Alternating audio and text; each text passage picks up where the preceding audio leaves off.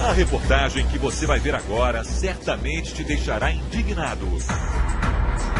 Porque nossa vida seria mais fácil, seria mais barata. O Brasil lucraria mais e poluiria menos, simplesmente se soubéssemos ou pudéssemos usar os rios que cortam todo o país.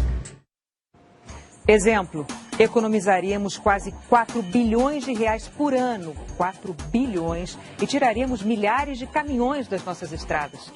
Começa agora mais um episódio da série especial Brasil, quem paga é você. A reportagem é do Marcos Lozecan.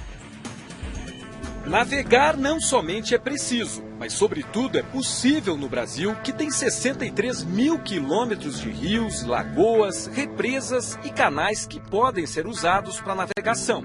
Só que nem um quarto desses percursos navegáveis é aproveitado. O meio de transporte mais barato que existe e que permitiu a expansão das fronteiras do Brasil colonial é hoje considerado um projeto naufragado em descasos e burocracias da República. Apenas 7% de todas as cargas brasileiras são transportadas por hidrovias. Pelas contas da Confederação Nacional dos Transportes, pelo menos metade dos produtos made in Brasil poderia circular por rios. Mas isso se tais caminhos estivessem, de fato, abertos. O Fantástico viajou por 5.700 quilômetros de rios para mostrar o que faz o transporte fluvial brasileiro encalhar.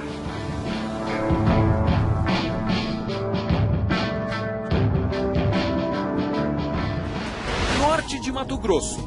Aqui ficam algumas das maiores e mais produtivas lavouras de soja e milho do planeta. Produzem anualmente 50 milhões de toneladas de grãos. Riqueza que sai daqui em 1.700.000 viagens de caminhão por ano. Média de 4.700 carretas carregadas por dia.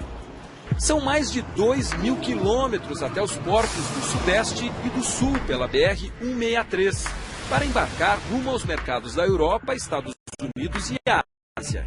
Se fosse via Teles Pires, um rio que corre bem no meio das lavouras, os produtos chegariam ao porto de Santarém, de lá para o Oceano Atlântico.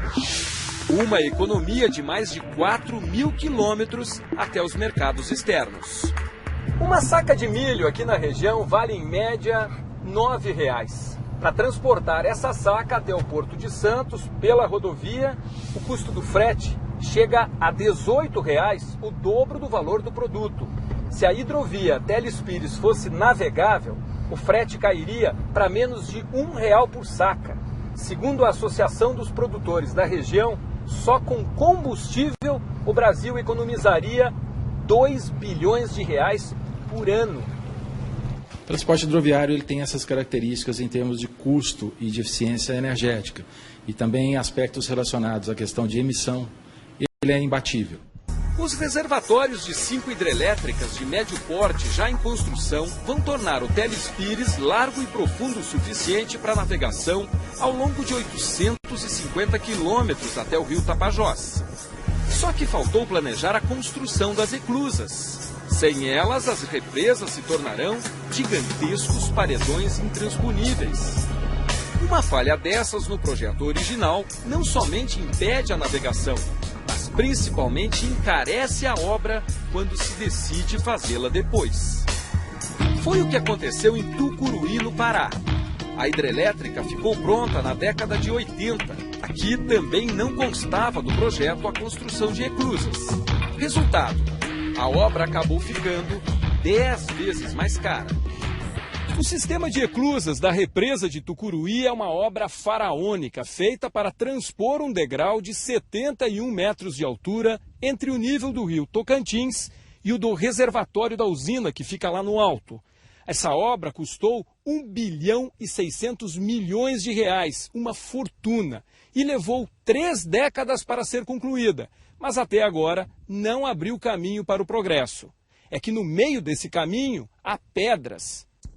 É um labirinto de 43 quilômetros de rochas entre Marabá, onde começaria a hidrovia, e o lago de Tucuruí. O governo inaugurou as reclusas, mas deixou para trás outro projeto igualmente bilionário: a remoção do Pedral do Lourenço. As previsões mais otimistas apontam um investimento estimado em pelo menos 900 milhões de reais para retirar essas pedras daqui. As mais pessimistas chegam a 2 bi.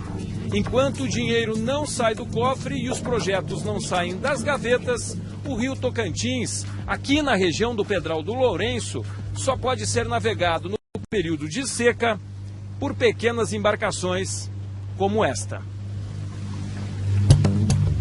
Pelo calendário do Ministério dos Transportes, essas pedras já não deveriam estar mais aqui desde julho de 2011. Mas a obra nem começou. Segundo o Departamento Nacional de Infraestrutura de Transportes, o DENIT, o projeto estava muito caro. Você constrói a maior reclusa do mundo, que é a Tucuruí, mas não consegue resolver um problema de um pedral que existe logo na sequência. Então, na prática, a reclusa não tem utilidade alguma. O orçamento deste ano do Ministério dos Transportes destina apenas 400 milhões de reais para todas as hidrovias.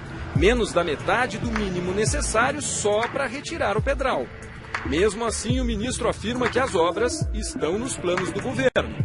É um elefante branco? Não. É um elefante e a gente quer montar depois desse elefante e transformar a hidrovia na realidade. Hidrovias também desafogariam as estradas no transporte de produtos agrícolas. Aqui tem capacidade de cada comboio levar em torno de 1.000 caminhões. Então, a substituição é muito grande desse transporte rodoviário para esse transporte hidroviário. O mundo inteiro faz questão de navegar seus commodities de maneiras mais econômicas e mais viáveis, fazendo canais, inclusive. E nós temos a dádiva divina de rios, pequenas obras de adequação, não fazemos e estamos desperdiçando essa eficiência. Os produtores buscam alternativas. Uma delas seria o Rio Madeira. Para isso, bastaria levar as cargas até Porto Velho. O problema é a situação do porto, que de organizado só tem mesmo o nome na placa. Dos 3 guindastes instalados há 30 anos, 2 são sucatas. Nós ainda transportamos mais de 4 milhões de toneladas só pelo Porto de Porto Velho nas condições que vocês estão vendo. Se tivesse um porto à altura, nós já estaríamos aí aproximadamente com 8 milhões, 7 milhões de toneladas. Outro problema para os navegadores do Madeira é o assoreamento. Bancos de areia surgem no caminho das balsas. O pior é quando a dragagem não evita os encalhes. Cada metro cúbico de terra e areia que esta draga retira do fundo do rio custa aos cofres públicos R$ 6,50. São mais de 6 milhões gastos este ano. Neste trecho do Madeira, um trabalho inútil. Flagramos a draga operando a mais de 500 metros do canal usado pelas balsas. Hoje o canal mesmo, em definitivo, está por aqui. O gerente da obra explica que o plano de dragagem é feito em cima de cartas hidrográficas de 3 anos atrás, quando a obra foi licitada. E o canal muda. De um ano para o outro muda. O que acontece? A licitação demora, já tem um tempo certo para sair, e ela é baseada em estudos anteriores, né? É mais 6 milhões de reais que vai Madeira abaixo aí. O diretor do DENIT, Jorge Frache, só ficou sabendo do erro na dragagem durante a entrevista em Brasília. Ele prometeu parar o trabalho até que um novo estudo hidrográfico seja feito no Madeira. A empresa que vai fazer um trabalho desse, ela tem a obrigação de se situar no terreno. De se situar. Por quê? Porque o rio é um organismo vivo. Se estiver errado de alguma coisa, a própria empresa vai fazer o retrabalho sem cobrar nada para mim. Não muito longe da foz do rio Madeira, Manaus paga o preço do abandono. O porto, que pelos projetos deverá receber navios de passageiros durante a Copa do ano que vem, é do começo do século passado. O almirante que comanda a Marinha na região amazônica admite que vai ser difícil, para não dizer impossível, fazer a obra a tempo. Mas ele se mostra otimista. Almirante, falta menos de um ano para a Copa. Mas nós acreditamos em milagres. Eu prefiro acreditar que a gente vai entregar a obra e vamos trabalhar para isso. Mas o senhor acredita? Em milagres? Claro que acredito. Sou católico apostólico.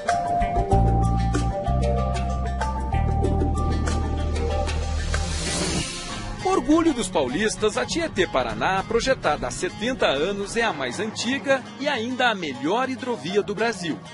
Todas as reclusas já foram construídas junto com as barragens das hidrelétricas. Graças a essas escadas, mensalmente, cerca de 500 comboios de balsas podem descer e subir o rio Tietê.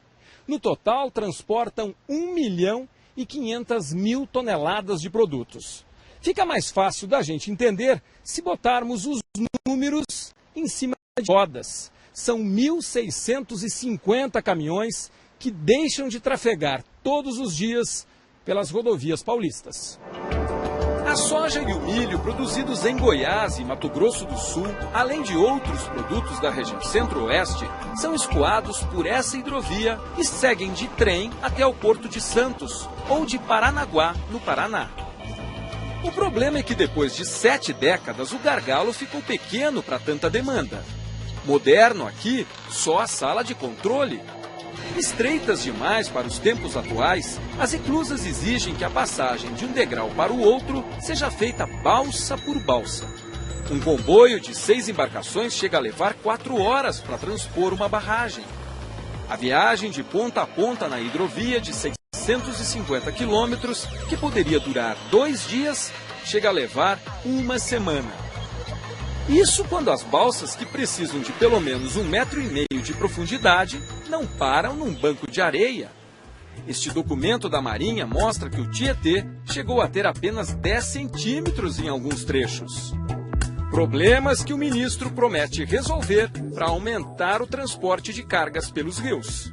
Nós temos um plano estratégico de hidrovias para levar de 25 milhões de toneladas para 120 milhões de toneladas num prazo de 11 anos. Pelas contas deste especialista em logística, bastaria investir uma pequena parte do orçamento do Ministério dos Transportes nos rios do Brasil. Quem tem 193 bilhões para fazer rodovia e ferrovia, gastar 10 ou 20 para fazer todas as hidrovias, é muito barato fazer hidrovia. Não se tem uma decisão política de fazer hidrovia. O investimento nas hidrovias ainda é baixo. Os projetos geralmente têm falhas. Mas apesar de todos os problemas, o Brasil já tem 17 mil quilômetros de hidrovias, que provam a importância da navegação para a economia brasileira.